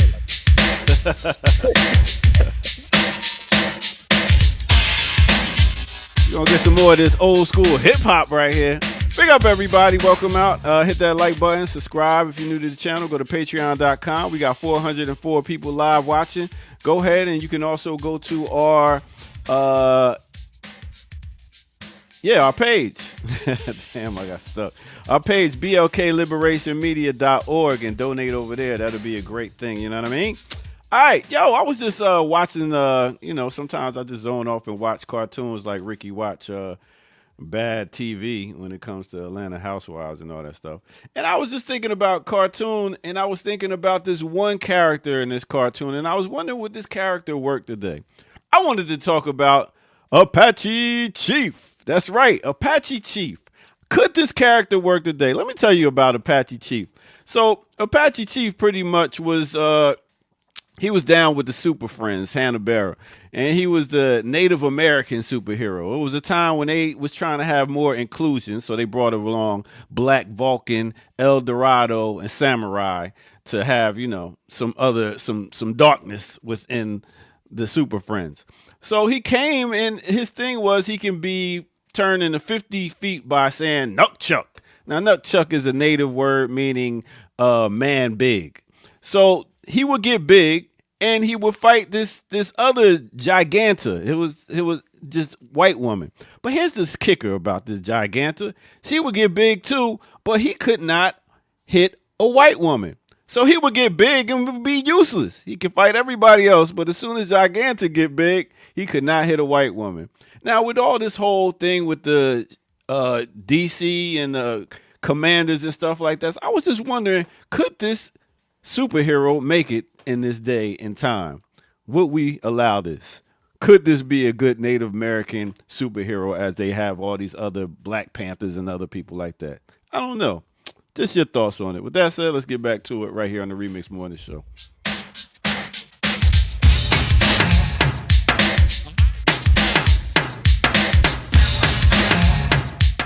Not Chuck. So first of all, you say you're gonna make everybody get this good old school hip hop, and you play the Beastie Boys. So why did you bring up a random Indian? And then random, he was the only one. A racist Indian at that. Why would they put that man on a cartoon and be like, "This is us," making the world a better place and not being racist by showing you an Indian that we made up? That was inclusion back in. That's what I'm saying. It's a different era when you didn't have people on TV, and then you tried to introduce them, and that was their way of introducing the Native Americans to. Yeah, that was funny. I heard that too, Ross. Hanna-Barbera. It's Hanna-Barbera. That's not what you said, though. It was funny. Oh, I also want to uplift something else that someone said in the chat. Denzel, my friend who's in Black Nashville Assembly, said that he would love to bring folks back on to talk about their work. And I think that y'all should, because they're with the varsity plan? Yeah, the varsity plan, like the work they did for that can be translated in other places. I use some of the stuff they did for our Moral Budget Plan where we got $1 million for youth. So I definitely think. And what y'all? They came on. Why don't you when you get the link from Ear Doctor for next week, give it to them and have them join us next week. Bring them out. I'm gonna definitely try to come next week, but I'll be in Africa. You gonna definitely what? Try? No, you didn't just say that like the white. Say try. This ain't how we do it, Amber. That's not how you going to the whole continent. To dead of December, I will set an alarm for 1 p.m. because that's 7 a.m. here to try to make sure. Before Air Doctor, I want you to stay for this question though. Going to Africa. No, Chuck. So I was like, so I used to get this. I can't remember the bookstore. It was a free bookstore on Greenmount in Baltimore, and you go in there and you could just get as much books as you can. It burned down a couple times, but I was like sorting through some of my books, and I like got on a book about social work again, and again having this conversation of capitalism, and I wonder, like I wrote this post, right, and so it talked about most social workers intend to do good and make the world or society better, but because they are trained to engage social work, doing everything to avoid socialism, they end up for the ruling class trying to fix a offender of the social order created by capitalists. Social workers are hired to establish meaningful relationships with the individual who interrupted the social order so that they can help them alter their behavior patterns to return to society as a contributing member of the status quo. I can't go up. Oh, I don't know. But anyway, you could look at the post in terms of like, again, capitalism and then the work that you are doing. Even as we talk about like Ketanji Brown Jackson, when I looked up her record, she always sided with the landowners and the corporations, even when the people had their like paperwork correct. When they had their paperwork almost slightly off, she automatically threw it out. But when you think about like all of the industry is kind of like tailored towards like leaning to the owners or the capital or the people who are in control of everything. And even in these industries where I guess they're supposed to be doing good work, ultimately they still gonna side with capital. And the last example is when I was at InvestFest, everybody I talked to, me and Erica was talking to. Y'all really went to InvestFest? I got in for free. But yeah, everybody that we talked to, like they essentially kept saying, like, without them knowing, they wanted socialism. but most people don't really understand it. But the way in which they explain the barriers to making it in business or entrepreneurship is literally like, bro, you don't like capitalism. So again, I think in this conversation I'm having with people around capitalism, it's like, I don't know that there's a way for people to like literally understand what capitalism means apart from, oh, capitalism means you should be able to make money from a business or you should have some type of profit. And again, as you were saying, Jared, it's not like you want to stop profit or stop the monopolizing of a business or whatever. It's that the way in which you deal with profit is a whole nother conversation. So I don't know what y'all think about. I mean, eventually I'd like to get to some conversations around what profit is and why we need it and all of that, et cetera, and so forth. But given where we are now, no, I don't. My point is so look, I admit I'm behind on a lot of this stuff here, but I did just quickly look this up, and I'll just share with what my bias is against. What I think generally happens is that because socialism and communism have been largely through propaganda been given such a bad name and been associated with so much punishment, people are conditioned to want to not to use the names, the words, and to study how they might actually function in real life, again, given where we are today. So I just looked this up very quickly the last 15 minutes. It's in Nonprofit Quarterly, so I admit I'm biased against it. I'm already in my anti-nonprofit bias already. But in their discussion of the solidarity economy, the first paragraph, the notion of a solidarity economy emerged in Latin America and Europe in the 1990s in the wake of the demise of the Soviet Union and state-dominated authoritarian forms of socialism.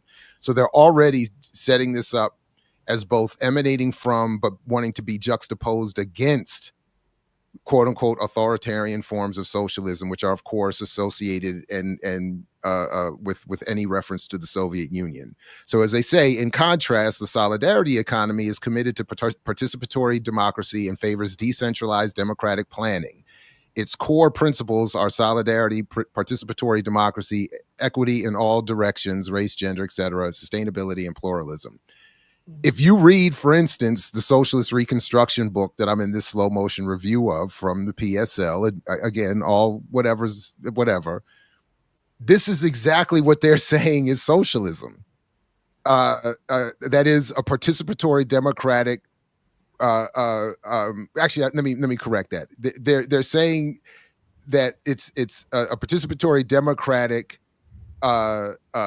centralized, democratically planned, so they would say it's not decentralized.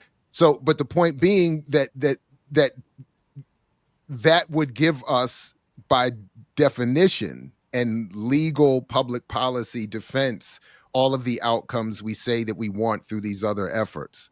Yeah. So it's not that I'm condemning. It's the same lane I feel like I'm in with the cooperatives and the black businesses. I'm not condemning these efforts. I'm saying that we should, one, I think we should look critically at why we don't want to go for what we would call socialism. Mm-hmm. And then B, look critically at the limitations of these efforts and maybe even see why they've been encouraged. That is through a nonprofit industrial complex, through the liberalization of radical efforts, et cetera, and so forth. So that's it. But again, I got a lot to learn. So that's why I asked when someone asked in the chat, like they sound like socialism. That's why I asked that, because I feel like it's very similar, but I want to know what y'all thought about it. Oh yeah, your doctor looked like you've been learning so much. You've been looking so focused for like 10 minutes. I know you just taking a lot in. No, I'm curious what Air Doctor thinks. He looked like he's bored. When you think about maybe, but like, so when you hear capitalism, how do you even explain it, or how do you understand it? If you talk about capitalism, especially around your groups? Capitalism to me is getting money and exploiting people to get money. That's just my quick definition of capitalism. I joke and say I'm a capitalist, but I don't exploit people. So I don't know what you would call me. I like to get money. Capitalists. I mean, I like to get money, But see, that's the thing. It depends on what's your definition of a capitalism. I think Like for we me, live in I think you're all capitalists as long as we live in a capitalist system. We Nah. can practice. I don't agree with that. That's not even possible. Nah. We are dominated by capitalists and capital. Yeah. We can't be all capitalists though. That's why I'm saying it has to be a concrete definition, right? So for What's instance, the concrete definition? That's what I'm saying. Is people got their own definition. If it's a concrete definition, is the definition capitalizing, exploiting other people to gain wealth. Is that a definition?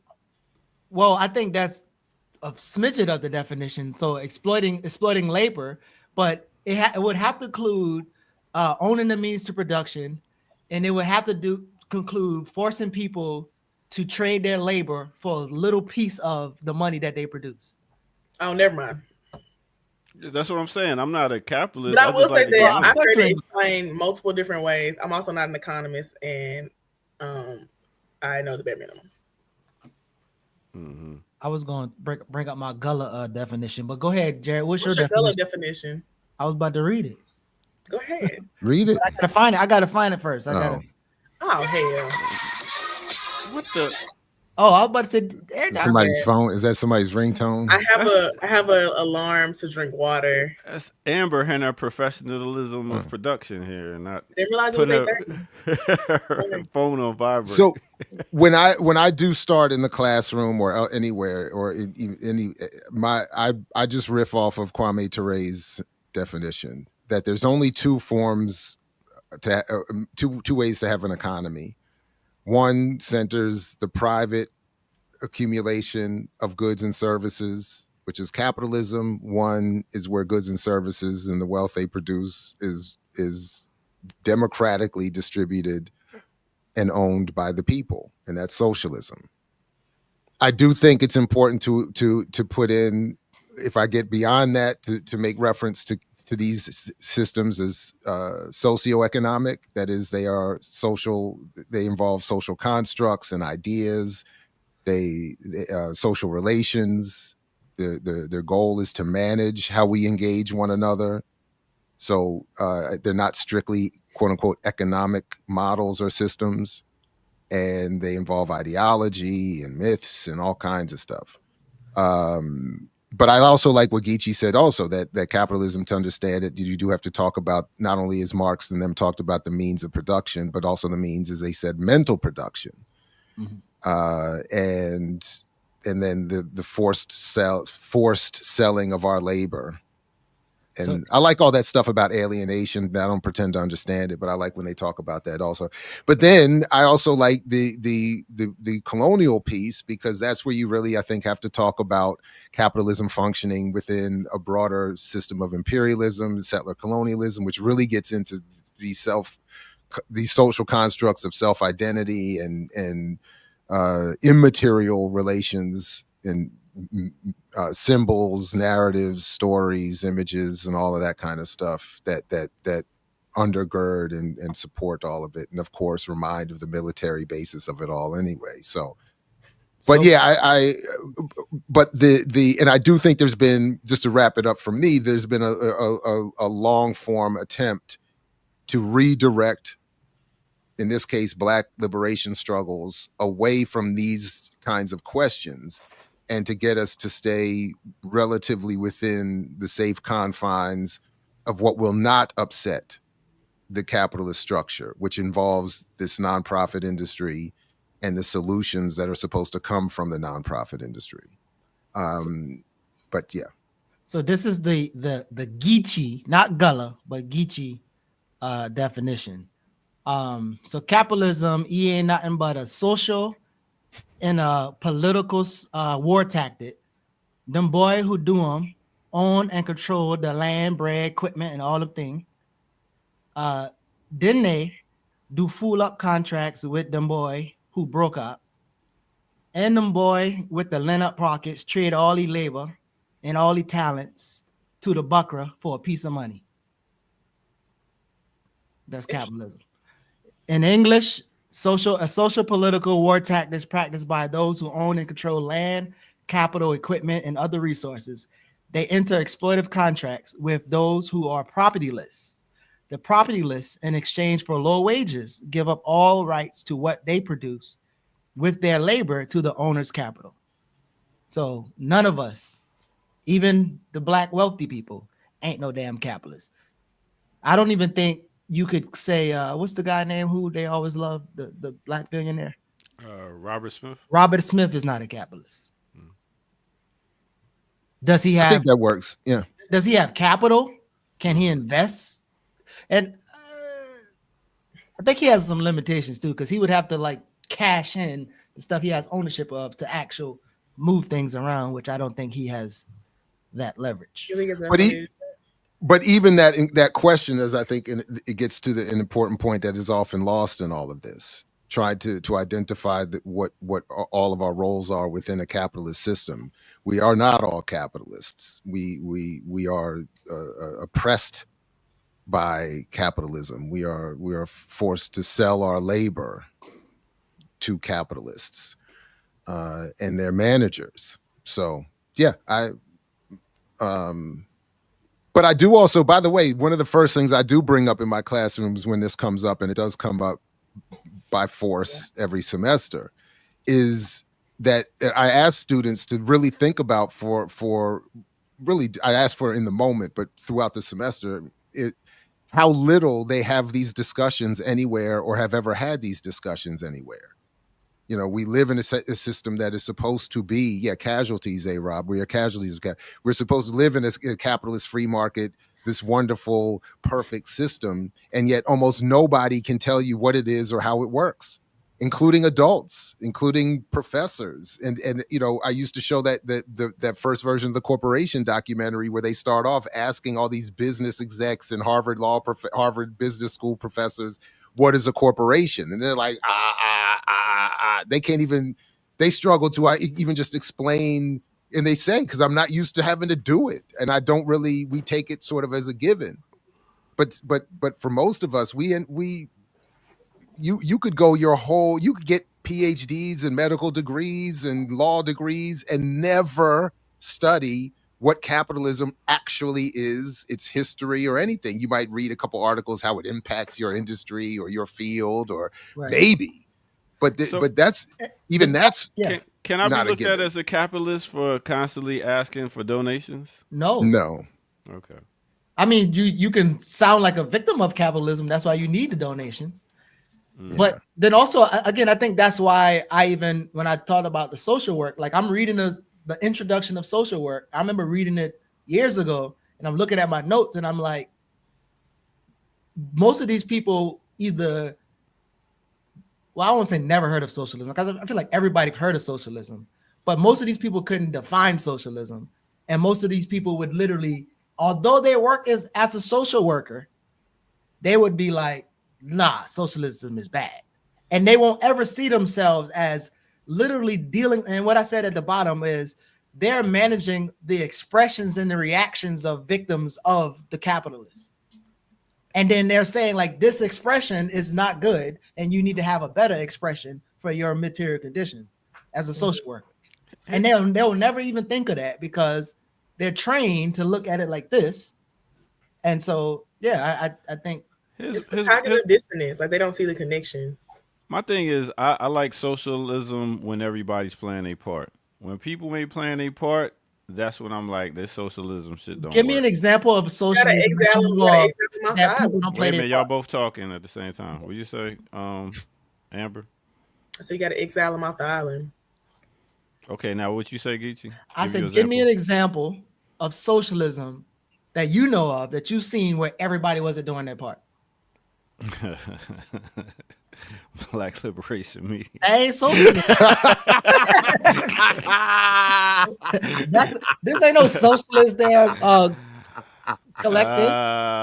In fact,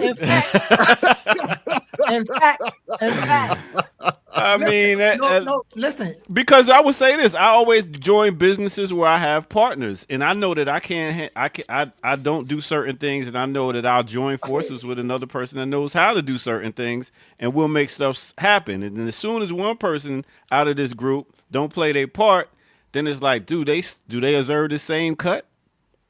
That's not socialism. So again, I think even though I get flat for, well, I won't talk about that, but I feel like PSL at least put their plan on paper. So we didn't even, as a collective, we have not talked about our methodologies and our pathways to a like we never talked about it. Hell, we ain't even talk about finishing what a cooperative looks like. So you can't do No. that. You can't say the other all jokes is the morning show. we is in this platform. the whole platform, Black Liberation Media. The joke is funny. That was funny, but the reality is that the solution to the problem that you're raising of people putting in their fair share is not solved by capitalism. Capitalism, more than anything, relies on a situation where people live off the work of other people to the extent that they don't put in their fair share. This whole system is based on not putting in your fair share. That's why yes, what Amber was raising as a problem happening in Memphis is real. But I have to admit, my very first reaction, especially given how jaded I've become, is to say, so people getting in trouble for creating no-show jobs for their people now all of a sudden? Like that's supposed to be like that's what the hustles we've been taught is supposed to be, given how this society works. You get in place, you get your people in place, and then you don't do a damn thing and live off everybody getting a check while living off the work of some one person. That's what capitalism creates. You got 200 schools with back maintenance up to 5 years, and none of the schools don't have heat or air. I want to do an exercise. No. And what I'm saying is, the top office. Let me do an exercise.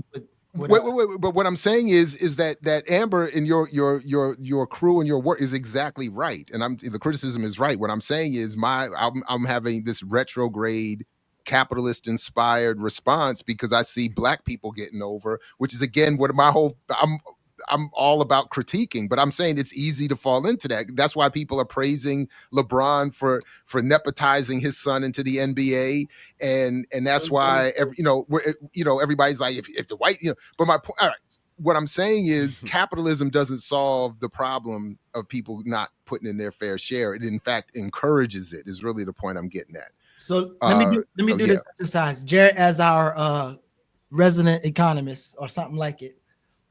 No. Air Doctor, pick an industry of a business. Like, let's say, for instance, you about to start a business. Pick an industry, like selling what or restaurant. All right, perfect. You restaurant, you selling whatever type of food. You as a capitalist, so you have to have the brick and mortar. You don't have the money to just build it. You don't have the skills to build it. So how would you get the money to build it? Take a loan, right?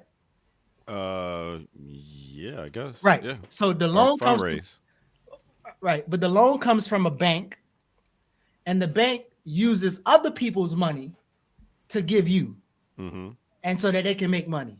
So for me as a regular person, I'm paying money to the bank or putting money in the bank. The bank is making money off of my money and not giving me shit, probably a couple cents. So you take this bank loan. You use the bank loan to pay people to build a house because you can't build a house or build a place. You're paying other people to build it. And then you bring in workers in to exploit their labor so that they help you pay off your loan and you make profit. Exploit their labor? Yeah. This is why your ass ain't cooking the chicken and you ain't chopping the cheese. You ain't doing none of that. You're just sitting there saying like, yo, like exploit. You don't even know how to cook. So see, that's the thing. Exploit their labor or put them in positions where they're able to feed their family because they know how to do something I don't know how to do. Watch. That's what the plantation owner said. Right. You're not putting them in a position to feed their family because, again, without the loan that they're I'm giving them a job. What do you mean? I'm not. But listen to what I'm saying. Without their loans, without their money going into the bank and the bank being able to owe you money, you wouldn't have shit, bro. Because you don't even have the money to pay for it. That's why you got to take a loan out. You're taking a loan that comes from their money, and then you're using their labor. You're using their labor to pay for your loan that your ass couldn't afford in the first place.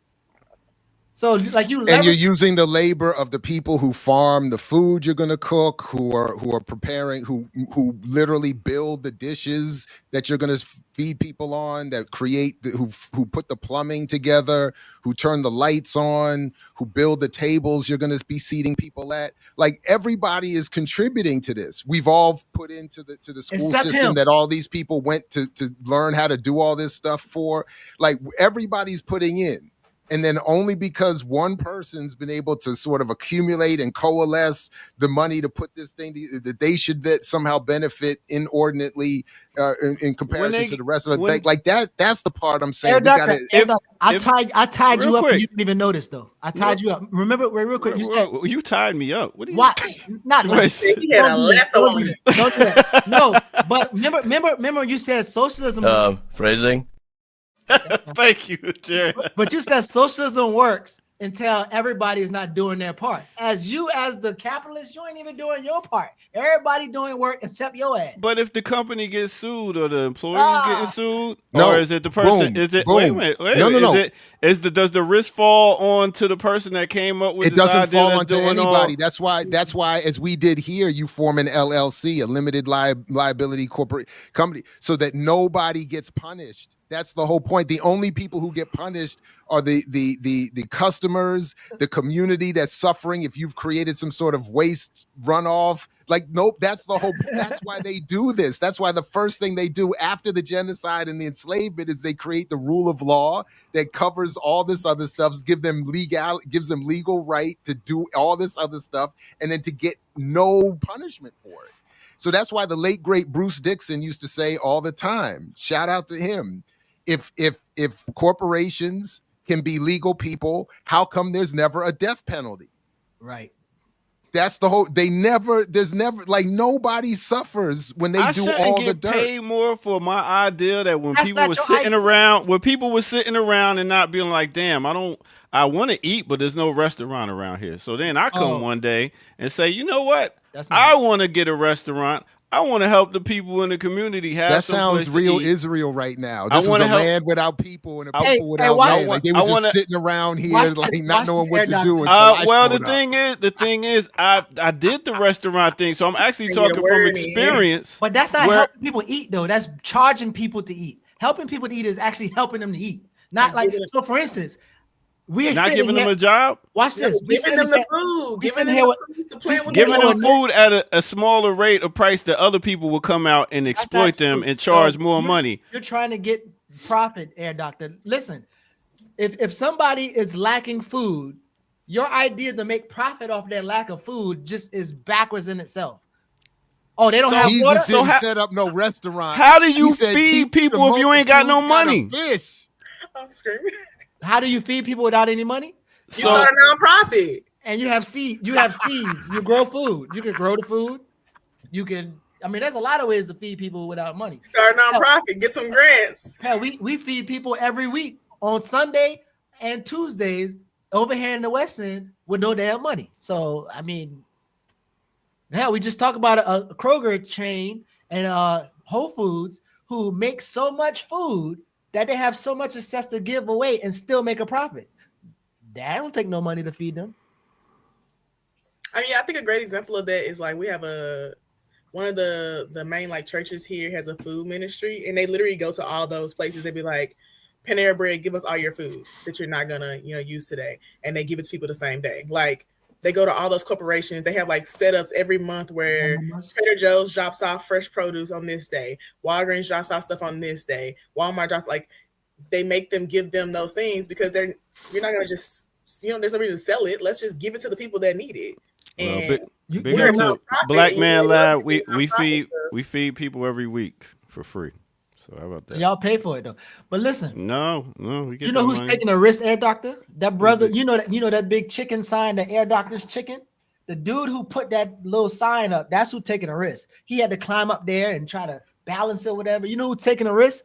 Your worker who has to drive all the way from East Atlanta to. So you telling me the employer should get the same amount of money as the employee? No, I'm saying the employer should get the amount of money contingent upon his work that they put in, and you ain't doing no damn work, so you don't get no money. Socialism, like you said. And in capitalism, what ends up That's what you happening said. is most of the No, actual ownership is not doing the work. And this is the problem where we started with the question of monopoly.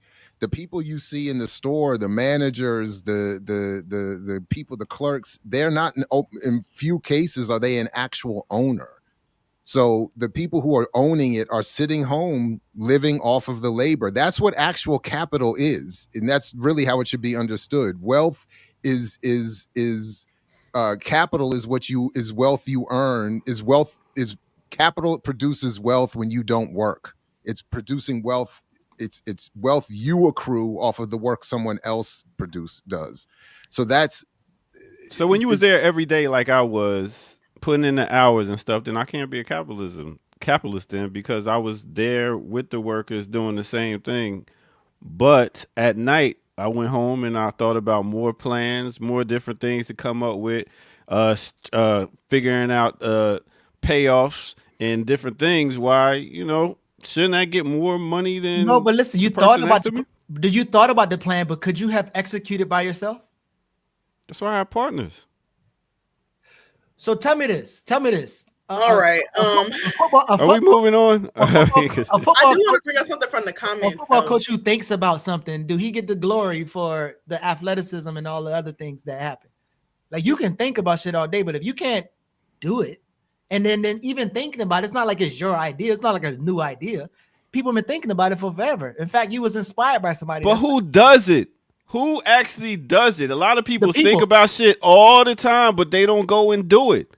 There's people that talk about doing shit, and there's people that do shit. That's right. The workers do it, and then no, the workers do it after you put them in place to do it. You ain't. Yes, you do. You come up with an idea. You come up with a business. You come up with somewhere that, even when it comes to this after school stuff, I'm finding instructors that could teach. I'm putting everything together so they can come and have the relationships with the schools, with the different people in the community. And then when they come in, the instructors get paid to teach. So therefore, if I didn't have all this stuff and put this together, there would be no instructors getting paid, no teaching. So therefore, that person puts in a little bit more work than the others. So what's not understand about that? And I'm teaching at the same time. I mean, you should answer that question. I don't know. So if it's a question of relative pay to workers in a given restaurant, I'm open to a certain level of discussion. My question is, how do we get to the point where the wealth being produced by you owning a restaurant, people working in your restaurant, customers coming in and buying food from the restaurant, how does that get distributed in such a way so that the people working in your restaurant can also afford to take time off and eat in your restaurant? So that the people who are coming in as customers are not just producing wealth that goes to an owner, as opposed to in a more equitable way other people. And then really what I'm getting to is that those who would only want to start a restaurant or some other business so that they can be an exploitative or a boss and make more than other people, like that group of people would be moved out of exercisable power or agency and replaced by people who have an interest in seeing things function well and providing for a community. That is what I think would happen, would have to be evolved over time as we make this transition, again, trying to think of where we are, from where we are now to something better. And as the material conditions shift, that form of thought would also change and evolve along with it. So that's where some of these other details, again, I saw some of the funny back and forth about whether Jared's an economist. I'm not an economist, but so I don't claim to have all the nooks and crannies worked out, but I think that what I just said is the I do want to highlight some of the comments because Monty and I are in this economics for emancipation study group that we did this past year, and some of the points that they brought up I thought were really good. Also, Denzel did study econ, and I think he'd be great to come on and talk about this in more detail. Yeah. Also, Keenan said my afro is on point, and he's right. Really love that. Thank you, Keenan. And I do think that we should have a more in-depth conversation about this because I do think the solidarity economy is very doable. I think the Economics for Emancipation study group that we did, the materials are really good, and I learned a lot about same things we're talking about, like what will be considered slavery, essentially, like who you're working for versus like who is actually a capitalist. What does that look like? What does it look like to disrupt those systems? So I think we should definitely have a more in-depth conversation about it. Also, I don't know if y'all want to update on Sweatergate or not, but I did buy the sweaters. Oh wow. No, I mean, I do think it's an important conversation that, again, we keep having, because I don't know, I feel like people avoid the conversation. I saw people in the chat say, why are you having this conversation? But I think how often do we get to actually talk through it and have our ideas struggle through, even when, whatever. But when you got an opposing thought on here too. Yeah, I think that's a good thing. Opposing, yeah. And I think the argue around what is labor and what is the work and what work is more valuable, I think that's a constant conversation, because not the same that you're saying is there, Doctor, but there were people who had that same argument for enslavement. It's kind of like, and with the Bible, you like Christianity, like y'all niggas couldn't think over there, and now I taught y'all how to think. Y'all should be grateful. Your boy, the gift of hands dude, from Baltimore, what's his name? The doctor, not Baltimore. I don't know. He was a president. He ran for president, but he's like he wrote the book Gift of Hands, and he was at Johns Hopkins. But he said that he's grateful for the white people in Christianity because look, we're here now. So the argument around who's doing the more work, who's the mastermind behind it, like if white people didn't steal us over here and then stole land and draw up this plan for America, then we wouldn't be here. So they deserve to have all of the money. Like that's the same do y'all feel that all kids should get a participation award? Who? All kids should get a participation award. How you get to that? Well, that's a simple question. I know how I get it. No, I get the logic here, because he's saying that socialism produces a society where everybody gets a participation award. And what I think that fails to recognize is that we're not talking about a football game or a soccer game. We're talking about a society, a socio-economic relationship that governs how we all live. So, and in that context, the analogy it fails, because socialism is not advocating that everybody get a participation award. In fact, what socialism would be advocating is that the recognition for our contribution is constantly denied. The awards we should get for winning races, winning competitions, contributing to society have been stolen and only given to kids who aren't even running.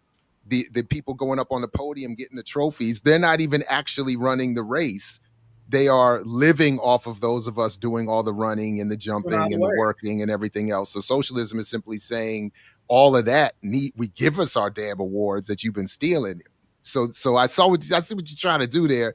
The last thing I just want to say is why I think this is so important is because those of us, again, I don't claim to be an economist, but I do spend a good amount of my time studying the work of economists and going to their conferences and seeing what they say and how they say it. And a lot of them, whether we agree with them politically or not, are constantly trying to are raising questions and debating questions around how is wealth defined, who is going to get it, and how does it only end up where it ends up. And to the extent that we are encouraged not to have these conversations, it makes it easier to facilitate the exploitation and the abuse. And the very last thing I just want to end with here is that this is my ongoing struggle with my beloved institutions, is that Morgan State, and I think this speaks a lot to the problems that we have. Morgan State was just acknowledged by Bloomberg as being a top 60 business, having the top business school in the top 60 nationwide, the only HBCU to make the list. And I think that this speaks to the emphasis that's being put on teaching oppressed communities that the misunderstanding of capitalism, and that Black capitalism and entrepreneurialism and business solutions and ownership are the only answer or the primary mechanism by which we can free ourselves. And I disagree. but it is encouraged. It's well funded. It's supported, and I think it leads to a lot of the kinds of confusion that we still struggle with. Which is why I think we should have a more in-depth conversation with Denzel about it next week, next Friday. Also, I'm sorry for cussing y'all out so bad. I get a little angry when I'm sleepy. Don't be apologizing now. That's not how it Now works. at the end of the show. Why not? And first of all, you said you don't know if you're gonna be here next week, so don't be. I'll be here. I'll be here. I'm just saying it's gonna be 1 p.m. in Africa. Ain't nobody Okay, cares. just In Africa, 1 p.m. in all of Whole Africa. continent. It's gonna be 1 p.m. in Accra. Oh, you're going over there. You're going to Data December. I know where you're I going. feel like 1 p.m. is late enough in the day that you should have had time to get yourself awake I should have been able situated. to breakfast, take a 2-hour nap. I know what she's going to do. Exactly. And come 10 minutes ahead of time so we can make sure your mic and your video look right. I know what she's doing. Yes. But if Denzel is, I'm open for. I'm What open. is Denzel that be all economics? No, he's why apparently we the giving next him- invited guest, so I'm fine with My that. Denzel like that. That's not what's I my. think Denzel Colwell is a great option to learn about econ from someone who is Black and consider what we're talking about when it comes to socialism and solidarity economy. And a way went to that school understand across from you. So that's why I was going to suggest that Denzel be given time to not only get the link in advance, but perhaps send us something to review for homework so that we can all be on a similar page when we show up. So if there's some reading or readings that we can, relatively review, I'm happy to be sent some of that, and maybe that'll help ground the conversation. Well, I believe it's about time to get out of here, but I know y'all like to stay around on a Friday. Capitalism, baby. Let's get it. No, we got to go because I need a break. And at 11 o'clock for patrons, we'll be live on Patreon talking about the film Seconds with Mtume Gant and the Saturdays crew. So come on back. Make sure you're a patron and see us over there in an hour. Huh? It's actually on. It's free on the internet. I think it's like in the. It's on the internet. Archives. Also, I think a great movie, a great series to watch about like capitalism and workers is Severance on Apple TV. Severance? I did watch Severance. That's interesting. Yeah, I could see that. Okay. All right. Y'all get you I can got see anything that. coming up? Oh, we got an open house for CMB Saturday, tomorrow. Yeah, from 1 to 3. So if you're in the Atlanta West area, come through and holler at us. And that's it. All right. And big up to everybody in the chat room that said your doctor's slow and all the comments and stuff like that. Slow? Damn, I missed it. Let me go. Yeah, back. no. Listen, put in the years of serving your people like I have and not hardly get any money for it and then holler at me. All right. With that said, we're going to go ahead and come back to y'all next week, Tuesday, 8 a.m. to 10 a.m. This is the Remix Morning Show. Make sure y'all catch next show at 11 o'clock. Stay tuned for that. We also got shows tonight. We got Darker Than Blue. We got Saturdays with Renee. We got Warrior Class. We got it all right here. Darker Than Blue is with Jackie Lukman. So go ahead and check that out. Yeah, all that right here on the Take us Remix. out to some Layla, bro. Huh? Take us out to some Layla. See, that's where you fucked up. Please, I was too busy talking with y'all, so I didn't get all that together. With that said, we're going to get up out of here, and we're going to have some Layla. I'm going to do a Layla highlight next Friday for you, Geechee. Play me, bro. All right, next Friday. All right. We got you. All right, peace out, y'all. Remix Morning Show. Have a great weekend. We out of here. Y'all.